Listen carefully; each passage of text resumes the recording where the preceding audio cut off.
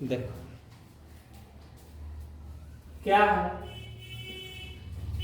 इधर देखो, एक कण वक्र 6y बराबर x स्क्वायर x पे क्यू प्लस 3 अनुगत गति कर रहा। वक्र पर उन बिंदुओं को ज्ञात कीजिए, यहीं पे देखो रहस्य है, जबकि x निर्देशांक की तुलना, ध्यान देना, x निर्देशांक की तुलना y निर्देशांक फिर 8 गुना तीव्रता से बढ़ रहा है। ध्यान से देखो, यही पे फैक्ट में चेंज करूंगा। x निर्देशांक की तुलना से, माने x निर्देशांक का तुलना 8 गुना तीव्रता से बदल रहा है। किससे? y निर्देशांक। किससे? y निर्देशांक से। क्या लिखोगे जिसको आ रहा है? हम इस पॉइंट को कैसे इंडिकेट कर सकते हैं? कोई भी बच्चा बताए, इस इंडिकेशन को हम कैसे प्रेजेंटेशन कर सकते हैं? जल्दी बताओ। चूंकि यहां y निर्देशांक बदल रहा है, चेंज हो रहा है, किसके सापेक्ष चलेगा? किसके सापेक्ष चलेगा?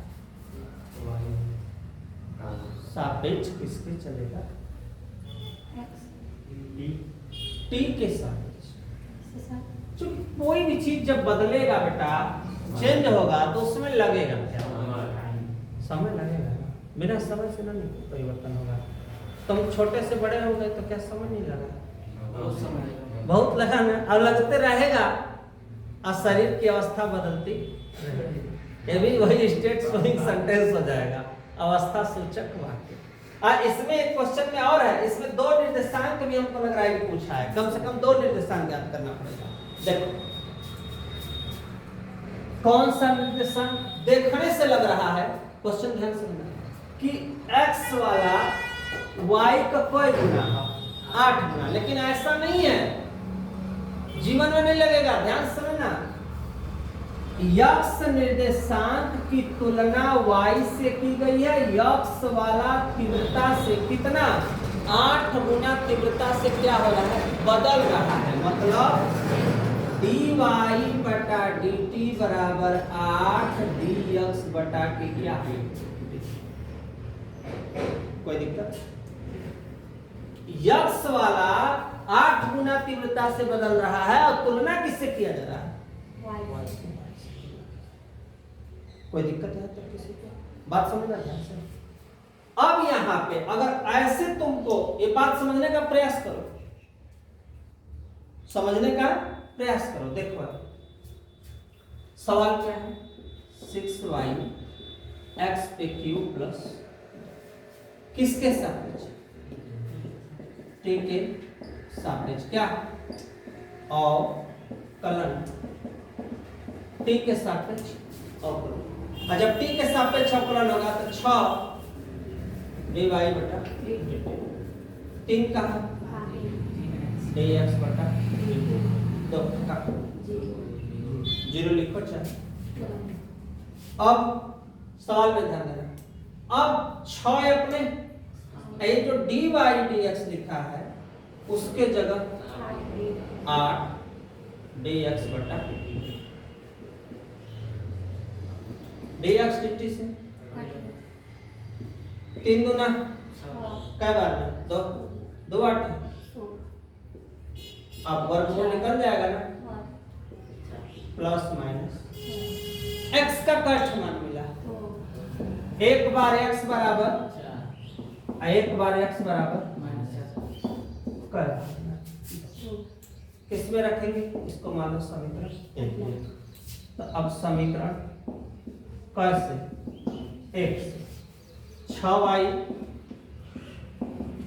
6y रहेगा x के जगह 4 चौक 16 चौक 64 दो कितना? इधर भी करो 6y,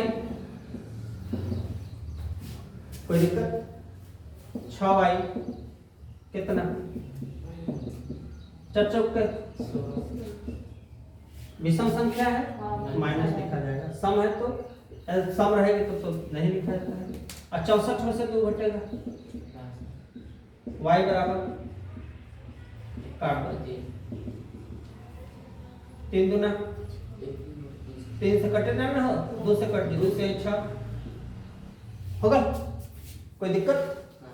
अब क्या पूछा है भैया इसमें, वक्र पर उन बिंदुओं को ज्ञात कीजिए। वक्र का निर्देशांक बाबू x का मान तो पहले कितना 4 के संग एक होगा तथा कितना संग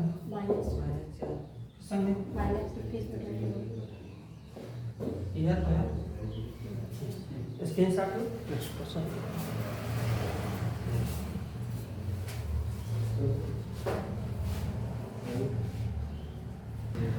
देखो,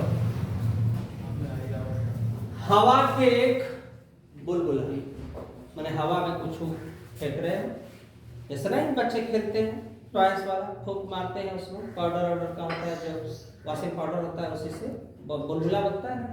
तो हवा में एक बुलबुले की त्रिज्या कितनी बढ़ रही है, 1/2 सेंटीमीटर प्रति सेकंड। तो दिमाग में बैठ गया है कि ये दिया है dx कितना 1/2 सेंटीमीटर सेकंड।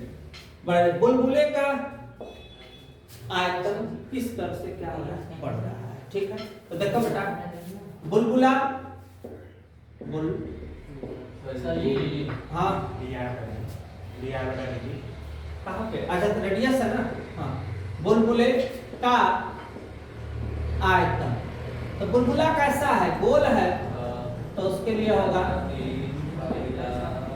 पाई आर, कोई दिक्कत क्यों, क्योंकि बुलबुला है कैसा, गोले का आयतन लगेगा। टी के सापेक्ष,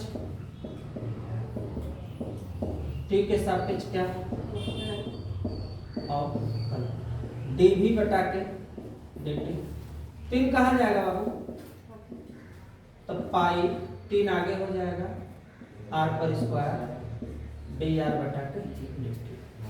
अब इधर देखो बाबू, 3 से 3 क्या बचा, 4 पाई, r का मान क्वेश्चन में दिया है, r का मान 1 पर, और dr बटा dt का मान 1/2 से कट जाएगा, 2 पाई सेंटीमीटर क्यूब प्रति, यही क्या है, कोई दिक्कत नहीं है। अगला क्वेश्चन भी देखिए, एक गुब्बारा जो सदैव गोलाकार रहता है, तो यहाँ भी किसकी बात हो रही है, गोले की बात हो रही है, का परिवर्तनशील, अब देखो यहाँ व्यास दिया है, व्यास को हम डायमीटर कहते हैं, कितना दिया हुआ है 3/2 2x + 1 ऐसे करके दिया हुआ है व्यास। तो त्रिज्या का सूत्र क्या होगा, व्यास बटा के ध्यान देना, तो व्यास बटा 2 तो 3/2 2x + 1 बटा 2 दूना तो क्या होगा 3/4 2x + 1, कोई दिक्कत। x के सापेक्ष क्या परिवर्तन की दर ज्ञात कीजिए, किसका आयतन, तो गोले का आयतन, गोले का आयतन क्या 4/3 पाई r, कोई दिक्कत है तो किसी को। अब जब यहाँ पे गोले का आयतन है और किसके सापेक्ष करना है बेटा, x के, लेकिन यहाँ तो पहले बना लो 4/3 पाई, इसके जगह 3/4 2x + 1, इसके ऊपर क्या घात कर लिए 3, कहीं अब r दिख रहा है इसमें, अब r की जगह क्या दिख रहा है, यहाँ पे देखो साफ से क्या दिख रहा है, किसके सापेक्ष, x के सापेक्ष क्या, अवकलन करने पर, ध्यान देना अवकलन करने पर, तो अब हो जाएगा बेटा dv बटा के का x, क्योंकि समय हमको दिया हुआ नहीं। अब बराबर ये 3 कहाँ आएगा, 4/3 पाई, 3 आगे आया, क्या बचा बाबू 3/4 2x + 1 पे क्या घात बचा, 2 घात हो गया। और 3/4 को मत ध्यान दो, 2x का क्या होगा, 2x का क्या होगा 2 होगा। क्या होगा, कोई दिक्कत नहीं होगा। ले अब इसमें जो कट रहा है काट दो उसको, 3 से 3, 4 का 2 में गुणा करो, 4 दूना 8 पाई। इसका भी तुम चाहो तो गुणा कर सकते हो, यहाँ भी रुक जाओ, इसके ऊपर भी घात लिख सकते हो, रुक जाओ टोटल पे बना लो, ऐसा करो, ऐसे रहेगा तो सही सिस्टम। कोई दिक्कत, तुम चाहो तो इसको पहले बाहर निकालो, रुको एक स्टेप और बढ़ा के करो, अच्छे से कर लो, रुक जाओ एक स्टेप से और अच्छे से कर देते हैं। एक का घात है, 3 घात है ना, इसको बाहर निकाल दो। v बराबर, अभी मत करो कुछ, अभी एक लाइन की बात करना, ऐसे समझ में आ जाएगा अच्छे से, रुक जाओ। v बराबर 4/3 पाई, 3 का 3 में तित्री के नत्री 27 चौके 16 चौके बाहर कर दिए, बचा क्या, कोई दिक्कत, क्योंकि ये दोनों पे था, इस पर भी ये घर था, इस पर था, तो इस पे छोड़ दिए हैं और इस पे हल कर दिए। तित्री के 9 9 3 27 चौके 16 चौके 64, काट दो इसको, 3वां 4 से काट दो, कितना बचा 9 बचा, यहाँ पे कितना हुआ 16 हुआ और पाई हुआ यहाँ पे। अच्छा x का मान नहीं दिया है, देख लो कहीं x का मान तो कहीं क्वेश्चन में दिया नहीं है। अब लिखो x के सापेक्ष अवकलन करने पर, अब लिखो x के सापेक्ष क्या अवकलन, तो x के सापेक्ष जब अवकलन करेंगे तो क्या आएगा बेटा, देखो यहाँ पे देखो क्या आएगा, dv बटा के dx 9/16, स्पेस कम है यार, कहाँ लगाएं, यहीं पे लगा दें, इधर या और एडजस्ट करते हैं, dv बटा dx 9/16 अपने 3 कहाँ आएगा, 3 कहाँ आएगा आगे, और बचेगा कितना बेटा, क्या घात 2 घात, अब 2x का करेंगे तो क्या होगा, 2 8 है, 9 3 27/8। देखो इतना पर ही छोड़ा है बेटा, पाई लिखे ना, पाई लिख दो, पाई इतना पे देखो छोड़ा है कि बस इतना पे छोड़ दिया है, कुछ किया या होगा नहीं, हमको तो लगता है मात्रक भी नहीं लिखा होगा, इकाई लिखा होगा, मेजरमेंट का चक्कर लेना सही है क्या, इतना पे छोड़ दिया बस, स्क्रीनशॉट लो, नेक्स्ट क्वेश्चन।